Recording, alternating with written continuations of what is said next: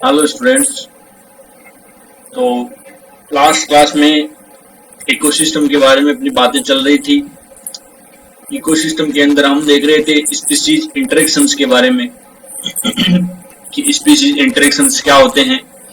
दो स्पीशीज अगर इकोसिस्टम के अंदर प्रेजेंट है तो एक दूसरे को कैसे इंटरेक्ट कर सकती हैं, उस चीज के बारे में अपन स्टडी कर रहे थे।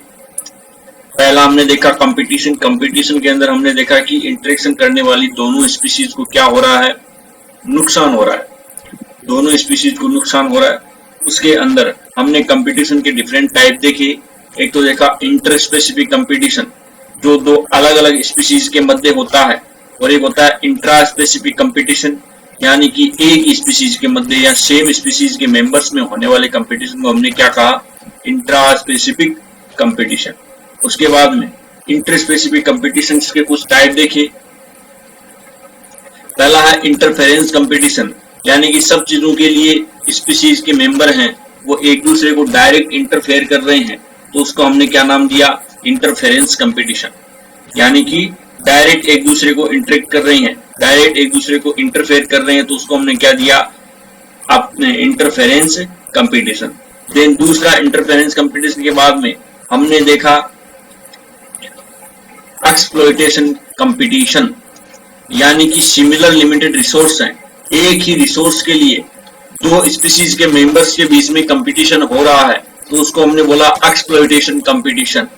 देन हमने सी पढ़ा अपेरेंट कंपटीशन। अपेरेंट कंपटीशन के अंदर देखो ये क्या होता है कि दो स्पीशीज के अंदर आपस में कंपटीशन हो रहा है, यानी कि दो स्पीशीज के अंदर आपस में कंपटीशन हो रहा है। उसके बाद में उनका एक कॉमन प्रेडेटर होता है, कॉमन प्रेडेटर होने की वजह से वो एक स्पीशीज को खा लेगा, यानी कि दोनों का कॉमन ही प्रेडेटर है, और कॉमन प्रेडेटर होने की वजह से वो एक स्पीशीज को खा लेगा, और उसने अगर एक स्पीशीज को खा लिया तो दूसरी स्पीशीज जो बची है, यानी कि बचे हुए रिसोर्सेज है, वो दूसरी स्पीशीज के लिए अवेलेबल हो जाएंगे। यानी कि इनडायरेक्टली कंपटीशन के अंदर एक स्पीशीज को फायदा हो गया प्रेडेटर की वजह से, और एक स्पीशीज को नुकसान हो गया। तो अगर इसका कॉमन प्रेडेटर होता है और उसने एक स्पीशीज को खत्म कर दिया, तो जो पीछे बचा हुआ रिसोर्सेज है वो एक स्पीशीज को, पीछे बची हुई स्पीशीज को मिल जाएगा। तो इस टाइप का कंपटीशन क्या कहलाएगा, अपेरेंट टाइप ऑफ कंपटीशन। फिर लास्ट चौथा कंपटीशन था कीस्टोन कंपटीशन। कीस्टोन कंपटीशन के अंदर होता है कि किसी एक स्पीशीज, अगर कीस्टोन स्पीशीज को हमने क्या बोला, मोस्ट डोमिनेंट स्पीशीज, जो मोस्ट कार्निवोरस स्पीशीज होती है, जो टॉप ट्रॉपिक लेवल पे होती है, सबसे बड़ी कार्निवोरस स्पीशीज को अपन क्या बोलते हैं, कीस्टोन स्पीशीज, जो कंप्लीट इकोसिस्टम को क्या करती है, रेगुलेट करती है। अगर ये स्पीशीज खत्म हो जाती है तो पूरा इकोसिस्टम कोलैप्स हो जाता है। पूरा इकोसिस्टम कोलैप्स कैसे होता है वो चीज मैंने आपको बताई कि जो पीछे बची हुई स्पीशीज है उनके अंदर कंपटीशन हो जाएगा, और कंपटीशन होके वो आपस में मर जाएंगी एक दूसरे से लड़ झगड़ के। तो पीछे स्पीशीज ज्यादा बच गई, अगर कीस्टोन स्पीशीज खत्म हो जाएगी तो पूरा इकोसिस्टम इम्बैलेंस हो जाता है, क्योंकि कीस्टोन स्पीशीज जिंदा थी। अगर कीस्टोन स्पीशीज जिंदा थी तो उसने खा पी के कंट्रोल कर रखा था, लेकिन कीस्टोन स्पीशीज खत्म हो जाएगी तो फिर उनको खाने वाला है, उनको खत्म करने वाला कोई नहीं रहेगा, और उनको खत्म करने वाला कोई नहीं रहेगा तो अपने नंबर को बढ़ाएंगे। नंबर को बढ़ाएंगे तो रिसोर्सेज की कमी आ जाएगी, और रिसोर्सेज की कमी आ जाएगी तो उनमें आपस में कंपटीशन होना स्टार्ट हो जाएगा, जिससे वो लड़ झगड़ के मर जाएंगे। तो इसका मतलब इकोसिस्टम है वो पूरा का पूरा ही कोलैप्स हो जाएगा। देन फिर पढ़ते हैं अपन intra specific competition. Intra specific competition,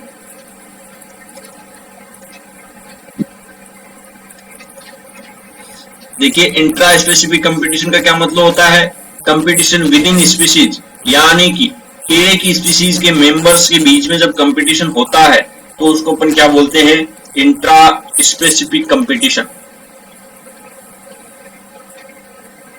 competition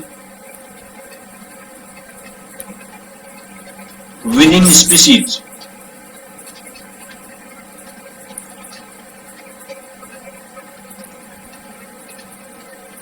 species member, यानी कि एक ही स्पीशीज के अंदर कंपटीशन हो रहा है तो उस कंपटीशन को अपन क्या बोल सकते हैं, इंट्रा स्पेसिफिक कंपटीशन। अब देखिए इंटर स्पेसिफिक कंपटीशन हो रहा था, वो आपने देखा रिसोर्स के लिए कंपटीशन हो रहा था।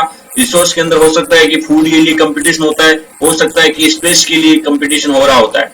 लेकिन जब आप इंट्रा स्पेसिफिक कंपटीशन की बात करते हो तो इंट्रा स्पेसिफिक कंपटीशन है वो मोस्ट ऑफ किसके लिए होता है? रिप्रोडक्शन के लिए। रिप्रोडक्शन यानी कि मेटिंग पार्टनर के लिए सबसे ज्यादा कंपटीशन होता है। एक ही स्पीशीज को रिप्रोडक्शन करना है, अपनी संतति को रेगुलर बनाए रखना है, अपने जीन्स को नेक्स्ट जनरेशन के अंदर ट्रांसफर करना है, और ये सब करना है तो उसको क्या करना पड़ेगा? किसी दूसरे मेंबर के साथ में, अपोजिट सेक्स वाले मेंबर के साथ में रिप्रोडक्शन करना पड़ेगा, और रिप्रोडक्शन करना पड़ेगा तो उसके लिए कंपटीशन में उसके कंपटीटर और भी बहुत ज्यादा हैं। उन कंपटीटर से उसको कंपटीशन करना है, और कंपटीशन करना है तो इस टाइप का कंपटीशन क्या कहलाएगा? Intra specific competition. यानी कि रिप्रोडक्शन के लिए कभी भी इंटर स्पेसिफिक कंपटीशन नहीं होता, इस बात का ध्यान रखना, क्योंकि अलग अलग स्पीशीज को आपस में रिप्रोडक्शन करना नहीं होता, लेकिन एक ही स्पीशीज के मेंबर हैं तो उनको आपस में रिप्रोडक्शन करना होता है। तो रिप्रोडक्शन के लिए इंट्रा स्पेसिफिक कंपटीशन होता है, बाकी वो स्पेस के लिए भी हो सकता है, क्योंकि सेम स्पीशीज के मेंबर हैं, सेम स्पीशीज के मेंबर है तो हो सकता है कि वो एक स्थान पर रहने के लिए कंपटीशन करने लग जाएं, और सेम स्पीशीज के मेंबर है तो हो सकता है कि वो सेम टाइप का फूड खा रहे हैं तो उनके फूड के अंदर भी कंपटीशन हो सकता है।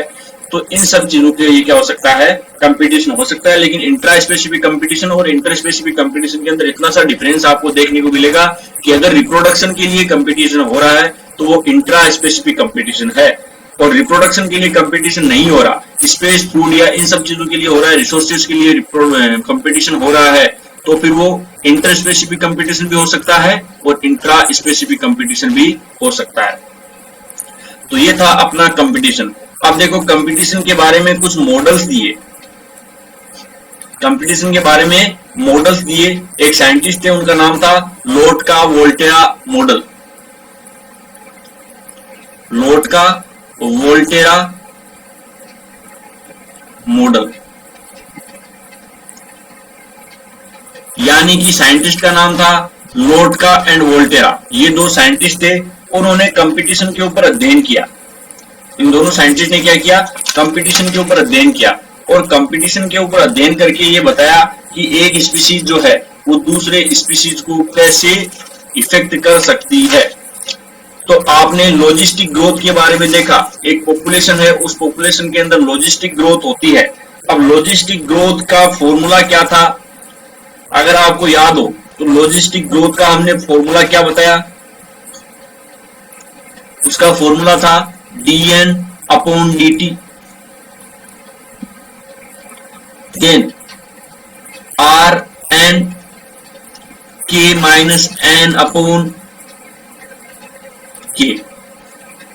ये फॉर्मूला था। यानी कि एक कम्युनिटी के अंदर नॉर्मली ग्रोथ चल रही है किसी पॉपुलेशन की, उस ग्रोथ का फॉर्मूला ये होता है rn k-n/k। अगर ग्रोथ क्या होती है? लॉजिस्टिक ग्रोथ कौन सी होनी चाहिए? लॉजिस्टिक, क्योंकि हमने ग्रोथ दो टाइप की पढ़ी थी, एक तो पढ़ी थी एक्सपोनेंशियल और एक लॉजिस्टिक ग्रोथ पढ़ी थी। एक्सपोनेंशियल ग्रोथ के अंदर कभी भी कंपटीशन नहीं होगा। एक्सपोनेंशियल ग्रोथ के अंदर कंपटीशन क्यों नहीं होगा? हमने माला अनसैचुरेटेड एनवायरनमेंट। एक्सपोनेंशियल ग्रोथ कब होती है? जब एनवायरनमेंट अनसैचुरेटेड होता है, और अनसैचुरेटेड एनवायरनमेंट का मतलब हमने सीधा सीधा बताया कि आपके पास अगर किसी भी चीज की कमी नहीं है, यानी भी किसी भी रिसोर्सेज, मेटिंग पार्टनर, यानी किसी भी चीज की कमी नहीं है, तो उस एनवायरनमेंट को बोलते हैं अनसैचुरेटेड एनवायरनमेंट। तो अनसैचुरेटेड एनवायरनमेंट में अगर आपकी ग्रोथ हो रही है, आप आइडियल कंडीशन में रह रहे हो, आपके पास किसी भी चीज की कमी नहीं है, और अगर आपके पास किसी भी चीज की कमी नहीं है तो फिर कंपटीशन होगा ही क्यों? कंपटीशन तभी तो हो रहा है जब आपके पास रिसोर्स की कमी है। लेकिन अपन बोल रहे हैं कि एक्सपोनेंशियल ग्रोथ हो रही है, यानी कि आप अनसैचुरेटेड एनवायरनमेंट में हो, और अनसैचुरेटेड एनवायरनमेंट में हो तो इसका मतलब कंपटीशन होने का सवाल ही पैदा नहीं होता, क्योंकि कंपटीशन होता है कमी के लिए। अगर किसी चीज की कमी हो जाएगी तो कंपटीशन होगा, लेकिन सारी चीजें आपके पास भरपूर मात्रा में है तो फिर कंपटीशन नहीं होगा। इसलिए लोटका वोल्टेरा मॉडल किसके बारे में दिया गया? लॉजिस्टिक ग्रोथ के बारे में। लॉजिस्टिक ग्रोथ के अंदर क्या होता है कि कैरिंग कैपेसिटी मैंने आपको बताई थी। कैरिंग कैपेसिटी का मतलब क्या होता है कि मैक्सिमम कितना सस्टेन कर सकता है, यानी कि एक इकोसिस्टम होता है, उस इकोसिस्टम की कैपेसिटी होती है। कैपेसिटी होती है यानी कि हो सकता है कि वो 100 आदमियों को सस्टेन कर सके, या 100 एनिमल्स को। उसके पास इतना स्पेस और इतना फूड होता है कि वो 100 एनिमल्स को आराम से वहां पर सरवाइव करवा सकती है। तो वो क्या है? उसकी कैरिंग कैपेसिटी, जितनी सस्टेन करने की कैपेसिटी होती है उसी को अपन क्या बोलते हैं, कैरिंग कैपेसिटी। कैरिंग कैपेसिटी से नीचे अगर मेंबर है, यानी कि 100 लोगों के लिए जगह है और वहां पर 70 या 80 मेंबर प्रेजेंट है, तो वो आराम से सरवाइव कर सकते हैं, उनके अंदर कंपटीशन होने की संभावना नहीं होती है। लेकिन कैरिंग कैपेसिटी 100 की है और वहां पर एनिमल्स की संख्या हो जाए 110 या 115, तो इसका मतलब क्या है, इस जगह तो सिर्फ 100 लोगों के लिए है, लेकिन 115 या 120 मेंबर हो गए, तो इसका मतलब जो ऊपर वाले मेंबर्स हैं उनके लिए क्या होगा, कंपटीशन। और वो 10 से 15 मेंबर हैं, वो बाकी जितने भी एनिमल्स बचे हुए हैं उन सबको क्या करेंगे, इफेक्ट करेंगे, डायरेक्टली या इनडायरेक्टली। तो ये सब बातें थी एक्सपोनेंशियल ग्रोथ और लॉजिस्टिक ग्रोथ के बारे में और कैरिंग कैपेसिटी के बारे में। अब देखिए लोड का वोल्टेरा मॉडल क्या कहता है कि कंपटीशन को उन्होंने फॉर्मूले में एडजस्ट किया। लोड का वोल्टेरा दो साइंटिस्ट थे, उन्होंने कंपटीशन को क्या किया, फॉर्मूले में एडजस्ट किया। और कंपटीशन भी कौन सा, इंटर स्पेसिफिक कंपटीशन।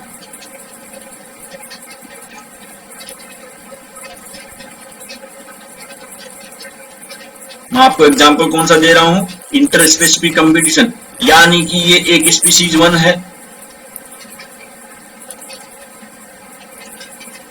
एक स्पीसीज 1 है और एक स्पीसीज 2 है।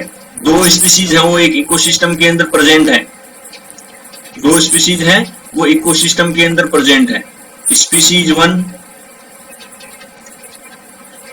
And species 2। अब अपन लॉजिस्टिक ग्रोथ की बात करेंगे तो इसका मतलब कैरिंग कैपेसिटी की बात करेंगे, और कैरिंग कैपेसिटी को डिनोट किससे कर रहे हैं अपन, के से। कैरिंग कैपेसिटी है मान लो 100 मेंबर्स की, और इस स्पीसीज 2 के अंदर जहां रह रहे हैं वहां पर कैरिंग कैपेसिटी कितनी है, 100 मेंबर्स। अब दूसरी चीज हम दे रहे हैं एन, दूसरी चीज हम क्या दे रहे हैं, एन। एन का मतलब होता है नंबर ऑफ इंडिविजुअल, यानी कि वहां पर कितने मेंबर हैं उसको हमने एन बोला है। तो यहां पर मान लो 80 है और यहां एन यानी नंबर ऑफ इंडिविजुअल कितने लोग हैं, 85 मान लो। इतने लोग हैं, वो दोनों स्पीसीज के दोनों जगहों पे रह रहे हैं, एक दूसरे को इफेक्ट नहीं कर रहे हैं, एक दूसरे को इफेक्ट नहीं कर रहे हैं। उनका एक पर्टिकुलर एरिया है, वो एरिया ऐसे डिवाइड हो रहा है। तो कैरिंग कैपेसिटी 100 है, एक के अंदर 80 मेंबर हैं और एक के अंदर 85 मेंबर हैं, यानी कि वहां पर इतना स्पेस और फूड है कि वो 80 मेंबर्स को आसानी से सस्टेन कर सकती है। वो इकोसिस्टम जो है वो 100 मेंबर को आसानी से सस्टेन कर सकता है। वो उनकी क्या है, कैरिंग कैपेसिटी, जिसको हमने के से डिनोट किया है। 100 मेंबर हैं और दोनों स्पीसीज के अंदर आप देख रहे हो कि कैरिंग कैपेसिटी से नीचे एनिमल्स प्रेजेंट हैं। दोनों स्पीसीज के अंदर आप क्या देख रहे हो कि कैरिंग कैपेसिटी से नीचे एनिमल्स प्रेजेंट है, कैरिंग कैपेसिटी नीचे एनिमल्स प्रेजेंट है। तो इसका मतलब क्या है कि इस कंडीशन में इनके अंदर किसी भी टाइप का कंपटीशन नहीं होगा, इस कंडीशन में किसी भी टाइप का कंपटीशन नहीं होगा। अब कंपटीशन नहीं होगा तो फिर क्या होगा, अगर कंपटीशन नहीं होगा तो ये आराम से रिप्रोडक्शन करेंगे, आराम से फूड को एब्जॉर्ब करेंगे, सारे काम करेंगे, और ये सब काम करेंगे तो क्या होगी, इनकी ग्रोथ होगी। इनकी क्या होगी, ग्रोथ। और ग्रोथ को हमने किससे डिनोट किया था, आर से। ग्रोथ को ग्रोथ रेट, आर का मतलब होता है ग्रोथ रेट, यानी कि ग्रोथ होगी इनकी, और ग्रोथ को हमने किससे डिनोट किया, आर से। अब शायद आप इसके अंदर सब चीजें समझ गए होंगे इस फॉर्मूले में कि यहाँ पर के का मतलब क्या है, ये कैरिंग कैपेसिटी, एन का मतलब क्या है, नंबर ऑफ इंडिविजुअल, और इस आर का मतलब क्या है कि उस स्पीसीज में कितनी ग्रोथ हो रही है। सारी चीजों का मतलब आप समझ गए होंगे। अब देखिए ये सिचुएशन थी स्पीसीज 1 और स्पीसीज 2 की, ये स्पीसीज 1 एंड स्पीसीज 2 की सिचुएशन थी। अब ग्रोथ करेंगे तो इनके मेंबर्स बढ़ेंगे, ग्रोथ करेंगे तो क्या होगा, इनके मेंबर्स बढ़ेंगे। तो कुछ टाइम के बाद में, जैसा कि आप फॉर्मूले में देख पा रहे हो, ये T4 क्या है, टाइम, यानी कि टाइम गुजरेगा तो इनके नंबर में चेंज आएंगे। तो टाइम गुजरता गया और ये ग्रोथ करते गए, रिप्रोडक्शन करते गए, ग्रोथ करते गए, इनको कोई डिस्टर्ब करने वाला नहीं था। तो अब स्पीसीज 1 एंड स्पीसीज 2 इनकी सिचुएशन देखिए, कैरिंग कैपेसिटी कभी बढ़ेगी नहीं, कैरिंग कैपेसिटी एक बार डिसाइड हो जाता है बस उतनी रहती है। यहाँ पे 100 है और यहाँ पर 100, दोनों की 100 कैरिंग कैपेसिटी थी, लेकिन मेंबर्स रिप्रोडक्शन किया, उन्होंने ग्रोथ की, तो यहाँ पे 110 हो गए।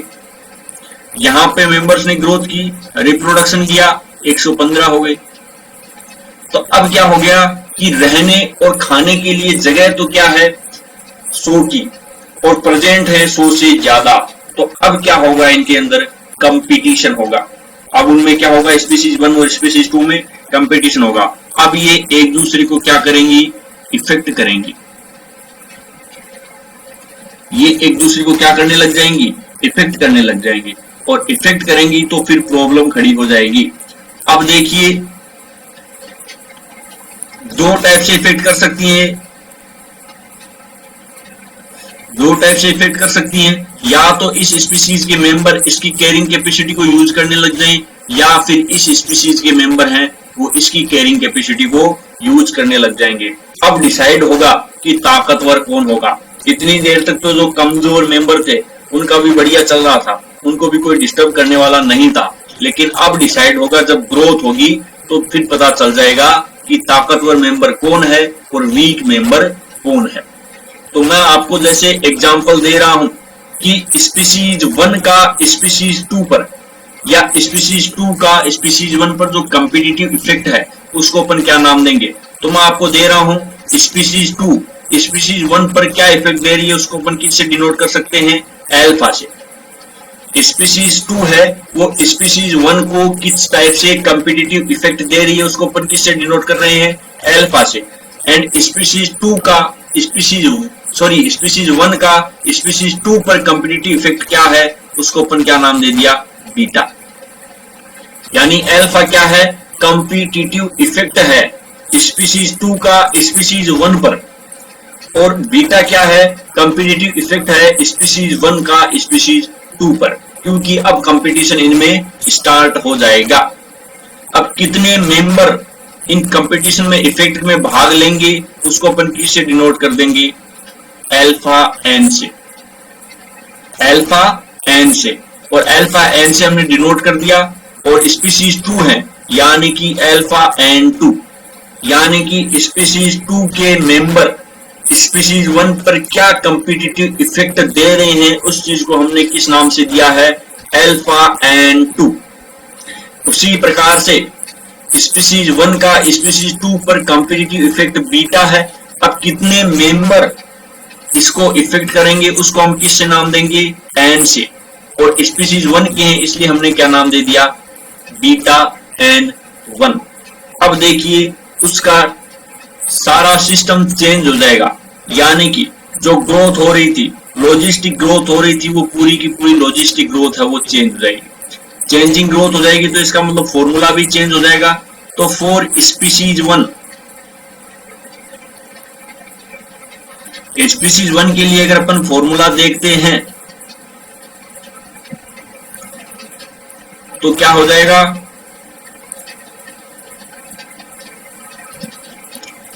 डी एन, स्पीशीज 1 है तो इसने हमने स्पीशीज एन डी एन 1 लिख दिया, डी टी। टाइम कभी भी अलग अलग नहीं होता, टाइम हमेशा सेम रहता है, तो डी एन 1 हमने नाम दे दिया है। अब आर, आर यानी कि ग्रोथ रेट स्पीशीज 1 की कितनी हो रही है, R1, और N1 यानी कि इसके मेंबर कितने हैं। इसके अलावा K1 यानी स्पीशीज 1 की कैरिंग कैपेसिटी, एंड N1 यानी स्पीशीज 1 के मेंबर, तो ये कैरिंग कैपेसिटी। ये तो हो गया इसका फॉर्मूला, ये तो क्या हो गया इसका फॉर्मूला। अब स्पीशीज 1 पर स्पीशीज 2 का क्या कॉम्पिटिटिव इफेक्ट है, यानी स्पीशीज 1 का स्पीशीज 2 पर क्या कॉम्पिटिटिव इफेक्ट है, उसको फॉर्मूले में कैसे डिनोट करें, तो उसको फॉर्मूले में डिनोट कर देंगे। स्पीशीज 1 पर किसका इफेक्ट था, स्पीशीज 2 का, और स्पीशीज 2 का इफेक्ट स्पीशीज 1 पर क्या कहलाया था, अल्फा एन 2, यानी कि ये नुकसान देंगे, और नुकसान देंगे तो हम इसको किससे डिनोट करेंगे, माइनस से, यानी कि कैरिंग कैपेसिटी को क्या करेंगे, माइनस करेंगे, और माइनस करेंगे तो हमने इसको डिनोट भी कैसे कर दिया, माइनस से कर दिया, माइनस अल्फा एन 2। तो ये है आपका स्पीशीज 1 का, सॉरी स्पीशीज 2 का स्पीशीज 1 पर कॉम्पिटिटिव इफेक्ट। ये क्या है? स्पीशीज 2 का स्पीशीज 1 पर कॉम्पिटिटिव इफेक्ट है, जिसको आपको देखते ही पता चल जाना चाहिए, यानी कि competitive effect of competitive effect of species 2 on species 1, यानी कि स्पीशीज 2 का स्पीशीज 1 पर ये क्या है? Competitive effect. स्पीशीज 2 है वो स्पीशीज 1 को किस प्रकार से इंटरेक्ट कर सकती है, स्पीशीज 1 को किस प्रकार से डिस्टर्ब कर सकती है, वो अपनी ग्रोथ रेट अपने आप निकल के आ जाएगी। ये बात थी किसके बारे में? स्पीशीज 2 के बारे में। अब अपन बात करते हैं कि स्पीशीज 1 का स्पीशीज 2 पर क्या इफेक्ट होता है। तो अपन किसकी बात करेंगे? स्पीशीज 2 पर क्या इफेक्ट होता है, तो मतलब फॉर स्पीशीज 2, फॉर स्पीशीज 2, तो स्पीशीज 2 की अगर बात करेंगे तो DN1 यानी स्पीशीज 1 के, सॉरी 2 की बात करें तो DN2 अपॉन DT, R2 यानी 2 नंबर स्पीशीज की ग्रोथ की बात कर रहे हैं, N2। इसी के अलावा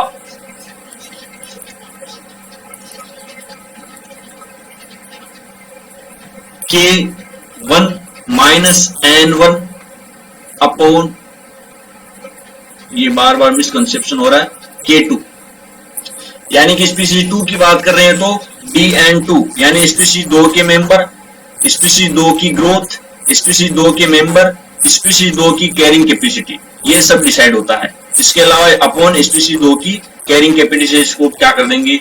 मल्टीप्लीकेशन कर देंगे। तो ये तो नॉर्मल ग्रोथ का फॉर्मूला है स्पीशीज 2 के लिए। अब उसके ऊपर स्पीशीज 1 का क्या इफेक्ट है, उसको अगर अलग से अपन डिनोट करें तो वो कैसे करेंगे? स्पीशीज 1 का स्पीशीज 2 पर क्या नाम दिया था हमने? बीटा, बीटा N1, और कंपटीशन में नुकसान करेगी, इसलिए हमने इसको किससे डिनोट किया है? माइनस से। अगर इसको ये फायदा कर रही होती तो हम इसको प्लस से डिनोट कर रहे होते। तो ये लॉर्ड का वोल्टेरा ने ये बातें बताई थी। और इकोलॉजी का सबसे मोस्ट इंपोर्टेंट टॉपिक क्या है? लॉर्ड का वोल्टेरा। सबसे इजीएस्ट वे में मैंने आपको बताया है, काफी बड़ा है लॉर्ड का वोल्टेरा मॉडल जो है वो काफी बड़ा है, लेकिन समझने में थोड़ी दिक्कत आती है। इकोलॉजी में अगर लॉर्ड का वोल्टेरा मॉडल समझ में आ गया तो समझ लो आपको इकोलॉजी समझ में आ गई। तो फिर से इसको ध्यान से समझना। स्पीशीज 1 और स्पीशीज 2 अलग अलग एरिया में अपना काम कर रही थी, अपना सर्वाइवलशिप कर रही थी। उनकी कैरिंग कैपेसिटी थी और कैरिंग कैपेसिटी से नीचे उनकी क्या चल रही थी? ग्रोथ चल रही थी। अब कंपटीशन नहीं है क्योंकि कैरिंग कैपेसिटी से नीचे मेंबर हैं, और कैरिंग कैपेसिटी से नीचे मेंबर है, इसका मतलब उनके अंदर कंपटीशन नहीं होगा, और कंपटीशन नहीं होगा तो वो आराम से सर्वाइव कर लेंगे। आराम से वो क्या कर लेंगी? सर्वाइव कर लेंगे। उसके बाद में ग्रोथ हुई, ग्रोथ होके नंबर बढ़ गए, नंबर बढ़ के उनमें क्या शुरू हो जाएगा? कंपटीशन, यानी एक स्पीशीज को दूसरी स्पीशीज इफेक्ट करने लग जाएगी। तो स्पीशीज 1 का स्पीशीज 2 पर कंपटीटिव इफेक्ट क्या कहलाया? बीटा। अब कितने मेंबर उसको इफेक्ट कर रहे हैं उसको हमने नाम दिया बीटा N1। इसी प्रकार से स्पीशीज 2 का स्पीशीज 1 पर क्या इफेक्ट, कंपटीटिव इफेक्ट होता है, उसको हमने नाम दिया अल्फा N2। फिर हमने देखा कि कंपटीशन है वो कौन सी ग्रोथ में हो सकता है? लॉजिस्टिक ग्रोथ में। एक्सपोनेंशियल ग्रोथ के अंदर कभी भी कंपटीशन नहीं होता। तो लॉजिस्टिक ग्रोथ का हमारा फॉर्मूला सिंपल सा था। अलग अलग स्पीशीज के लिए हमने अलग अलग फॉर्मूला दिया। बहुत ही सिंपल सी बात है। अगर आप स्पीशीज 1 के लिए बात कर रहे हो तो N1, R1, N1, K1 ये सब करते जाओ। अब स्पीशीज 1 पर इफेक्ट कौन करेगी? कंपटीटिव इफेक्ट स्पीशीज 2 करेगी। उसको कंपटीटिव इफेक्ट को हमने बोला था अल्फा। कितने मेंबर इफेक्ट दे रहे हैं? N2। एंड माइनस यानी कि नुकसान कर रहे हैं, नुकसान कर रहे हैं तो वो चीज क्या होगी? माइनस होगी। तो ये फॉर्मूले के अंदर हमने ऐड किया। तो देखिए, या तो आपको डायरेक्ट इसका फॉर्मूला पूछा जा सकता है, और कॉम्पिटिटिव एग्जाम में जो कॉम्पिटिटिव एग्जाम्स होते हैं उनके अंदर ये पूछा जाता है, फॉर्मूला दे दिया, अब बताओ कॉम्पिटिटिव इफेक्ट किसका किस पर है। तो ये सारा मामला dn1 चल रहा है, इसका मतलब बात किसकी चल रही है, n1 की, और यहाँ पर ये माइनस किया हुआ है और n2 किया हुआ है। इसका मतलब किसी चीज को ये माइनस कर रहा है तो माइनस दूसरी स्पीशीज करेगी, तो इसका मतलब साफ साफ जाहिर होता है कि इसमें दिया गया है कि स्पीशीज 2 का स्पीशीज 1 पर क्या कॉम्पिटिटिव इफेक्ट है, उसी को इस फॉर्मूले के अंदर दर्शाया गया है। बहुत सिंपल सी बात है, बहुत ही सिंपल सी बात अगर समझ में आ गई हो तो। इसी प्रकार से इसको भी अपन लिख दिए, competitive effect of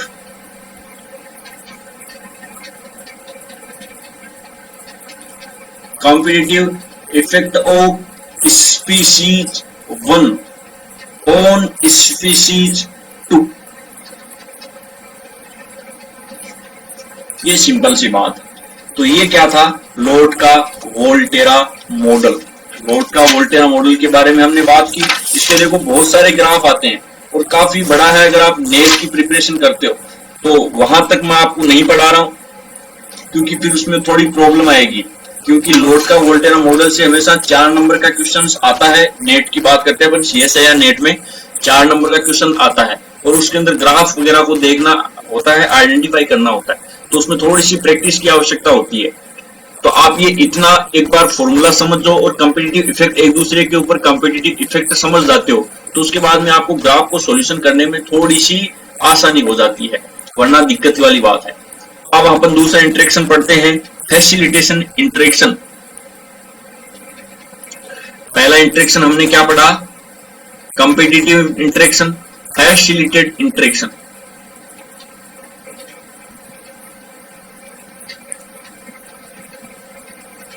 facilitated interaction का क्या मतलब होता है, फायदेमंद इंटरेक्शन। अब फायदेमंद इंटरेक्शन जो होता है वो 2 टाइप का होता है।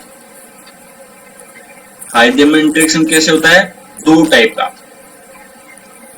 एक तो होता है सिम्बायोसिस, जिसमें इंटरेक्शन करने वाले दोनों मेंबर को क्या हो रहा था, फायदा हो रहा था, दोनों मेंबर को फायदा हो रहा था। एक होता है कमेंसलिज्म। कमेंसलिज्म के अंदर एक को फायदा होता है, लेकिन एक को ना तो फायदा होता है ना नुकसान होता है, तो ओवरऑल फायदे वाली बात हो गई। ओवरऑल फायदे वाली बात होगी तो हमने इसको किसमें जोड़ दिया, फैसिलिटेड इंटरेक्शन के अंदर हमने ऐड कर दिया। अब देखिए सिम्बायोसिस की बात कर लेते हैं। तो पहला क्या बात कर लेते हैं, सिम्बायोसिस, यानी कि इंटरेक्शन करने वाले दोनों मेंबर को क्या हो रहा है, फायदा हो रहा है। तो सिम्बायोसिस में एक कंडीशन आती है, इसको अपन म्यूचुअलिज्म कहते हैं। अपन क्या बोलेंगे, म्यूचुअलिज्म। म्यूचुअलिज्म का मतलब होता है कि एक दूसरे की लाइफ के लिए भी इंपॉर्टेंट होते हैं। ये ऐसा नहीं है कि एक दूसरे को फायदा देंगे, ये एक दूसरे की लाइफ के लिए भी इंपॉर्टेंट होते हैं, यानी कि एक दूसरे की लाइफ है वो भी डिपेंडेंट रहती है।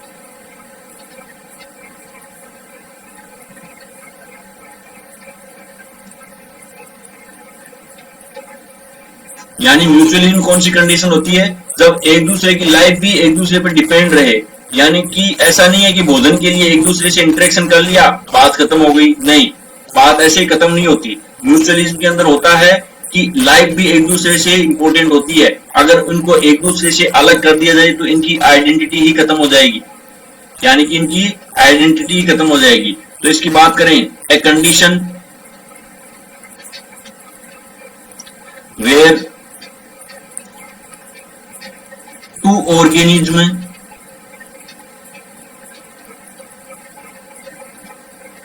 Live together,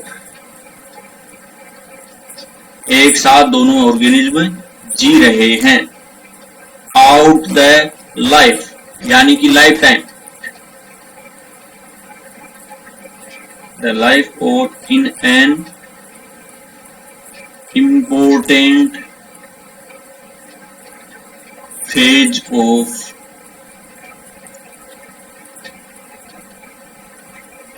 their life। तो इसका मतलब इसकी लाइफ भी एक दूसरे के ऊपर इंपॉर्टेंट होती है। जैसे कि आप एग्जांपल देखते हो लाइकेन का, आप लाइकेन देखते हो कि शैवाल एंड फंगस यानी एल्गी एंड फंगस का जो सिम्बायोसिस है वो क्या कहलाता है, लाइकेन। अगर इन दोनों में से किसी एक को आपने अलग कर दिया तो इसका मतलब क्या है कि उनका इंपॉर्टेंट लाइफ है उनकी खत्म हो जाएगी, लाइकेन की आइडेंटिटी ही खत्म हो जाएगी। तो इसका मतलब शैवाल के बिना फंगस नहीं रह सकता और फंगस के बिना शैवाल नहीं रह सकता। तो एल्गी और फंजाई का क्या है, लाइकेन कहलाता है। लाइकेन के अंदर क्या है, एल्गी प्लस फंजाई। दूसरा आपने नाम सुना होगा कभी कोरल, कोरल रीफ जो समुद्रों के अंदर होती है और जो बहुत महंगी भी होती है। कोरल, कोरल कैसे होती है, एल्गी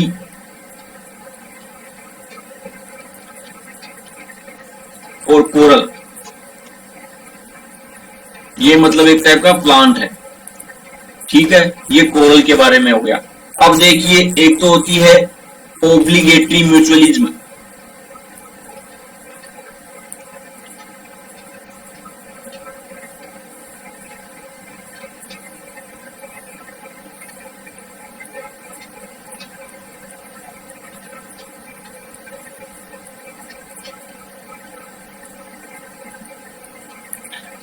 ओब्लिगेटरी म्यूचुअलिज्म का मतलब क्या होता है कि आपको लाइफ टाइम हमेशा साथ ही रहना है, पूरी जिंदगी साथ रहना है।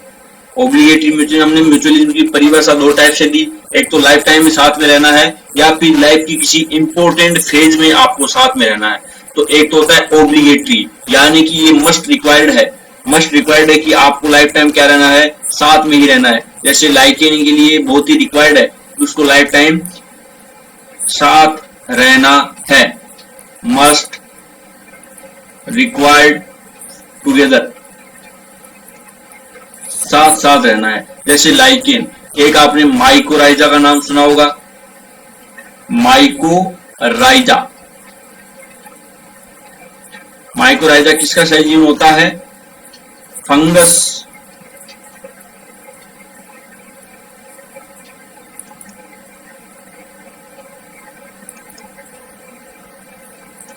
प्लस प्लांट रूट,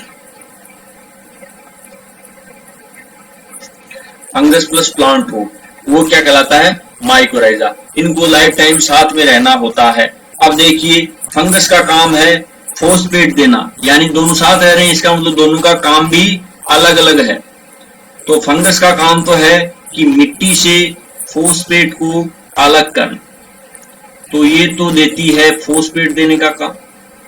एंड जो प्लांट रूट है वो शुगर,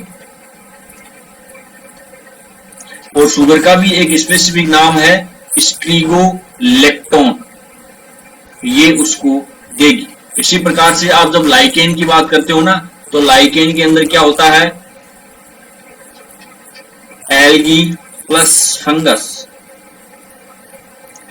तो एल्गी तो देती है, शैवाल तो करेंगे फोटोसिंथेसिस, शैवाल तो क्या करेंगे, फोटोसिंथेसिस, यानी कि वो क्या बनाएंगे, भोजन।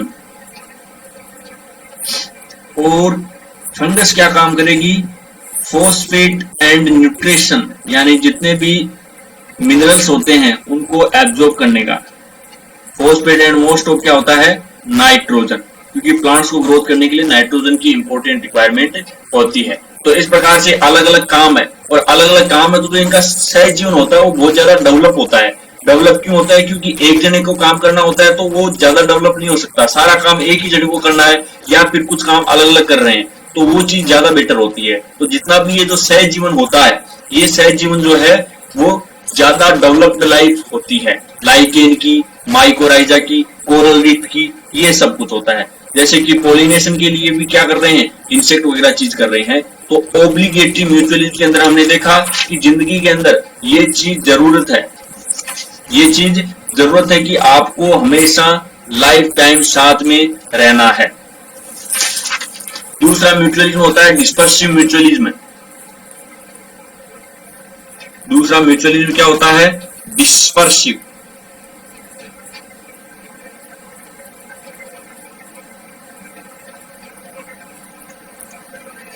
डिस्पर्सिव म्यूचुअलिज्म, यानी कि एक दूसरे को फायदा तो दे रहे हैं, लेकिन ऐसा नहीं है कि आप अगर अलग अलग कर दो तो वो मर जाएंगे। एक दूसरे को फायदा तो दे रहे हैं लेकिन मस्ट रिक्वायर्ड नहीं होती।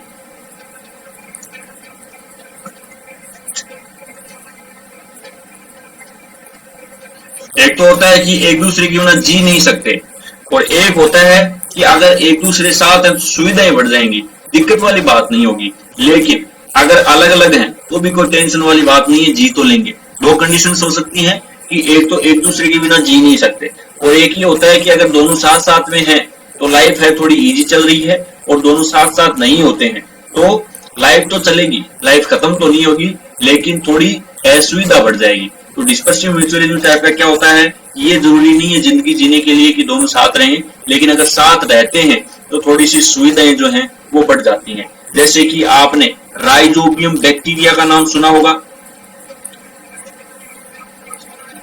कभी आपने सुना राइजोबियम बैक्टीरिया, जो प्लांट्स के अंदर नाइट्रोजन स्थिरीकरण करता है। क्या करेगा, नाइट्रोजन फिक्सेशन, नाइट्रोजन फिक्सेशन करेगा। प्लांट्स के पास में ऐसा कोई सिस्टम नहीं होता है कि उनकी रूट से वो नाइट्रोजन फिक्सेशन कर सके, उनको जरूरत होती है किसकी, राइजोबियम बैक्टीरिया, राइजोबियम बैक्टीरिया की जरूरत होती है। अब राइजोबियम बैक्टीरिया की जरूरत होगी तो मैंने स्पेलिंग गलत बता दी,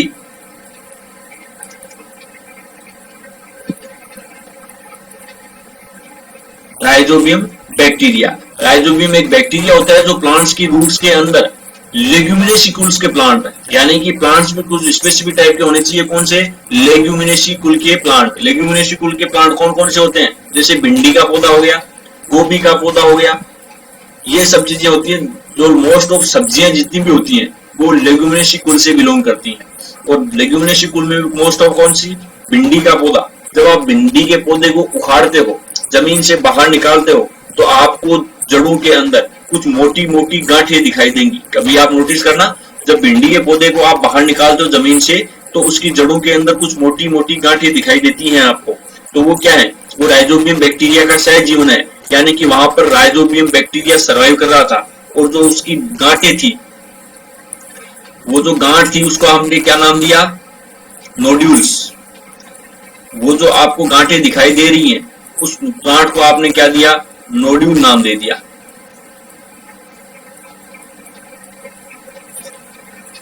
तो देखिए, क्या राइजोबियम बैक्टीरिया को प्लांट की जरूरत है, नहीं। राइजोबियम जो बैक्टीरिया है वो अपने आप लाइफ को सर्वाइव कर सकता है। राइजोबियम बैक्टीरिया के पास में इतनी कैपेसिटी है कि वो अपनी जिंदगी आराम से जी सकता है, लेकिन जरूरत किसको है, प्लांट्स को है। जरूरत राइजोबियम बैक्टीरिया की किसको है, प्लांट्स को। तो प्लांट्स है वो राइजोबियम बैक्टीरिया को अपने अंदर लेते हैं, अपनी जड़ों के अंदर लेते हैं। तो राइजोबियम बैक्टीरिया की भी एक शर्त होती है कि चलो मैं आपको नाइट्रोजन फिक्सेशन करके दूंगा तो आप मुझे क्या दोगे, शुगर दोगे। यानी कि राइजोबियम बैक्टीरिया को फिर भोजन बनाने की जरूरत नहीं पड़ेगी। जब वो प्लांट की बॉडी से बाहर था तो ऐसा नहीं है कि वो मर गया था, वो अपना भोजन खुद बना सकता था, लेकिन उसने प्लांट को फायदा दिया तो बदले में अपने लिए भी कुछ लिया। तो भोजन तो प्लांट कौन देते हैं, प्लांट देते हैं राइजोबियम बैक्टीरिया को। बदले में जो राइजोबियम बैक्टीरिया वो नाइट्रोजन फिक्स करके प्लांट को वापस दे देता है।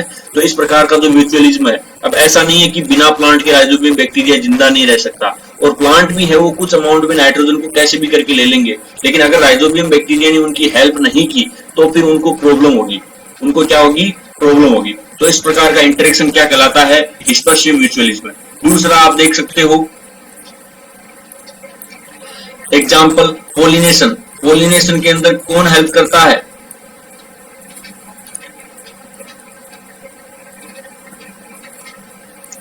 पोलिनेशन क्या होता था, परागकण। यानी कि प्लांट्स के जो गेमिट्स हैं, जिसको आप क्या बोलते हो, स्त्रीकेसर, पुंकेसर, जिसको स्पोर बोलते हो, इसको आप स्पोर भी बोल सकते हो। तो ये क्या करते हैं, फूलों के ऊपर फूल बनाते हैं, और फूल पर क्या होते हैं, स्पोर्स होते हैं। उसका पोलिनेशन करने के लिए कौन से होते हैं, या तो इंसेक्ट अपनी टांगों पे चिपकाएंगे, या फिर कुछ बर्ड्स होती हैं वो भी हेल्प करेंगी। या फिर वो कैसे कर सकते हैं फर्टिलाइजेशन, एयर से, बाय एयर, यानी हवा चलेगी, हवा के माध्यम से उसके जो पुंकेसर है यानी कि स्पोर है वो एक दूसरे के ऊपर चिपक जाएंगे, दूसरे प्लांट्स के ऊपर चिपक जाएंगे और उनका से रिप्रोडक्शन होता है। तो जो फ्लावर होता है वो प्लांट का एडेप्टेशन है, प्लांट को फ्लावर की कोई जरूरत नहीं है, प्लांट को फ्लावर की कोई भी जरूरत नहीं है। वो फ्लावर क्यों होता है, अट्रैक्ट करने के लिए होता है, बर्ड्स और इंसेक्ट्स को अट्रैक्ट करने के लिए होता है और उसमें कुछ एक्स्ट्रा शुगर ऐड कर दी जाती है, उसमें कुछ एक्स्ट्रा शुगर ऐड कर दी जाती है। जो मधुमक्खियां फ्लावर चूस के जो शहद बनाती हैं वो उसमें बहुत टाइप की शुगर होती है और इम्पोर्टेंट शुगर होती है, अच्छी शुगर होती है। वो शुगर इसलिए फ्लावर में रखी जाती है ताकि जो मधुमक्खियां हैं वो उन पे अट्रैक्ट हो और उनसे अपना भोजन लें। तो बदले में वो मधुमक्खियां क्या करके जाती हैं, अपनी टांगों के ऊपर वो कुछ स्पोर्स को चिपका के जाती हैं, वो दूसरे फ्लावर के ऊपर जाकर के बैठेंगी, दूसरे फ्लावर पे जाकर के बैठेंगी तो वहां से उसका चिपका हुआ स्पोर है वो वहां पर टिक जाएगा, दूसरे फ्लावर तक पहुंच जाएगा। तो इस प्रकार से वहां पर क्या हो जाएगा, फर्टिलाइजेशन हो जाएगा। तो फ्लावर की प्लांट को खुद को कोई जरूरत नहीं है, उसका एक अडेप्टेशन है दूसरे एनिमल्स को या बर्ड्स को, इंसेक्ट को, इन सबको अट्रैक्ट करने के लिए उसका एक साधन है ताकि क्या हो सके, रिप्रोडक्शन हो सके। जितने भी एनिमल्स, ह्यूमंस, जितने भी एनिमल्स हैं नेचर के अंदर, सब ने रिप्रोडक्शन करने के लिए एक सिस्टम अपना रखा है, अट्रैक्टिव मैनर, यानी कि एक दूसरे को क्या करना है, अट्रैक्ट करना है। प्लांट्स भी एक दूसरे को अट्रैक्ट करते हैं, एनिमल्स भी एक दूसरे को अट्रैक्ट करते हैं, क्योंकि बिना अट्रैक्शन के जो रिप्रोडक्शन है वो इतना आसानी से नहीं हो पाता। तो फ्लावर को भी किसकी जरूरत होती है, इंसेक्ट की, और इंसेक्ट को भी किसकी जरूरत होती है, फ्लावर की। तो क्या ये एक दूसरे के बिना नहीं रह सकते, ऐसा बिल्कुल भी नहीं है। हो सकता है कि प्लांट रिप्रोडक्शन है वो एयर से हो जाए, हो सकता है कि वो उसका दूसरा मेनर हो जाए, लेकिन अगर इंसेक्ट और बर्ड्स ने उनकी हेल्प नहीं की तो प्रॉब्लम आएगी, रिप्रोडक्शन की प्रोबेबिलिटी है वो कम हो जाएगी, रिप्रोडक्शन के चांस जो है वो कम हो जाएंगे। और इंसेक्ट को क्या बिना फ्लावर के भोजन नहीं मिल सकता, हो सकता है कि उनको और भी किसी माध्यम से भोजन मिल सकता हो, लेकिन इंसेक्ट को भी बड़ी सुविधा होती है, फ्लावर को देख के वो आसानी से वहां से शहद ले लेते हैं या बर्ड्स अपना भोजन ले लेते हैं, किसी भी प्रकार से अपना भोजन ले लेंगे, तो दोनों को क्या होगा, एक दूसरे से फायदा। लेकिन ये डिस्पर्सिव म्यूचुअलिज्म है, यानी कि जरूरी नहीं है कि दोनों साथ ही रहें, अगर अलग होंगे तो भी जिंदा रहेंगे, मरेंगे नहीं, और अगर मर गए होते तो उसको हम बोलते हैं ऑब्लिगेटरी म्यूचुअलिज्म। तो म्यूचुअलिज्म दो टाइप का होता है, एक तो होता है क्या, सिम्बायोसिस के अंदर म्यूचुअलिज्म क्या होता है, एक तो एक दूसरे के बिना जिंदा नहीं रह सकती, और एक दूसरे के बिना जिंदा दूसरी कंडीशन होती है कि एक दूसरे के बिना जिंदा तो रह सकते हैं लेकिन थोड़ी सी सुविधा है वो बढ़ जाती है। तो ये था अपना म्यूचुअलिज्म। अब कमेंसलिज्म के बारे में थोड़ा सा बड़ा है, नेक्स्ट क्लास में पढ़ देंगे। आज अपन पढ़ते हैं एमेंसलिज्म के बारे में। एमेंसलिज्म देखो होता है क्या कि फायदा किसी को नहीं हो रहा है। एमेंसलिज्म एक ऐसी कंडीशन है कि फायदा किसी को नहीं हो रहा है लेकिन एक को नुकसान हो रहा है। एमेंसलिज्म में फायदा किसी को नहीं हो रहा है लेकिन एक को नुकसान हो रहा है, टाइम पास के लिए ऐसा कुछ किया जाता है। इसका एग्जांपल क्या है, एलिलोपैथी। एलिलोपैथी, एलिलोपैथी का क्या मतलब होता है,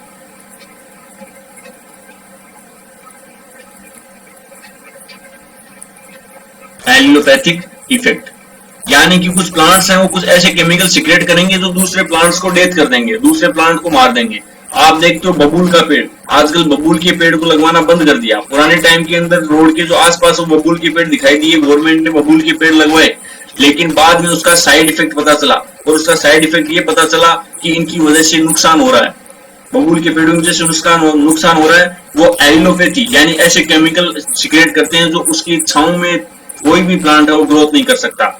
ऐसा एक जहर, एक प्रकार का विष सिक्रेट करते हैं जो दूसरे प्लांट की डेथ कोज करवा देता है। इस प्रकार को क्या बोलते हैं, एमेंसलिज्म। उससे बबूल को कोई फायदा नहीं हो रहा लेकिन वो दूसरे प्लांट की ग्रोथ नहीं करने दे रहा है। तो ये एग्जांपल किसका है, एमेंसलिज्म का।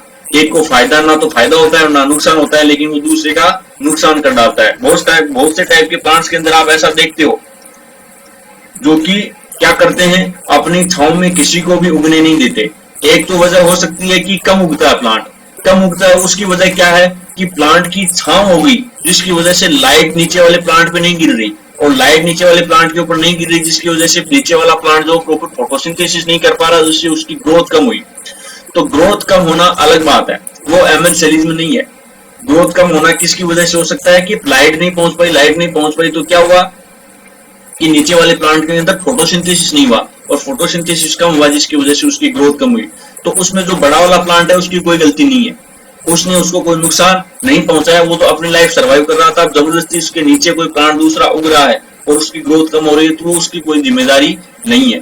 लेकिन अगर प्लांट ऐसे केमिकल सीक्रेट करना स्टार्ट कर दे जिसकी वजह से नीचे वाले प्लांट की डेथ ही हो जाए, प्लांट है वो ऐसे केमिकल सीक्रेट करना स्टार्ट कर दे जिससे नीचे वाले प्लांट की डेथ हो जाए, तब क्या प्रॉब्लम है, उस कंडीशन को अपन बोलते हैं एमन सेलीज में। तो बहुत सारे प्लांट्स होते हैं, बहुत सारे एनिमल्स होते हैं जो एमन सेलीज में इंटरेक्शन शो करते हैं, यानी कि खुद का ना तो फायदा होता है ना ही नुकसान होता है, लेकिन दूसरे का क्या कर डालते हैं, नुकसान कर डालते हैं। ये किसका एग्जाम्पल है, एमन सेलीज की तरफ। तो ये चीजें हमने आज के इस क्लास में पढ़ी। नेक्स्ट क्लास में होपफुली अपन कंप्लीट कर देंगे इकोसिस्टम को, क्योंकि एक तो कॉमन सेलीज में बचा है और एक प्रीडेटर प्रे इंटरेक्शंस बचे हैं। उसके बाद में एक आधा कोई छोटा मोटा टॉपिक और है, तो नेक्स्ट लास्ट क्लास में अपना हो जाएगा कंप्लीट। उसके बाद में बायोस्फीयर के बारे में कुछ पढ़ेंगे, बायोडायवर्सिटी के बारे में कुछ थोड़ा पढ़ेंगे, जिससे कि अपनी एनवायरमेंटल बायोलॉजी है वो फिनिशिंग की ओर चली जाएगी। तो आज की क्लास में हम इतना ही करेंगे, मिलते हैं नेक्स्ट क्लास में। तब तक के लिए थैंक यू, आप स्टडी करते रहिए।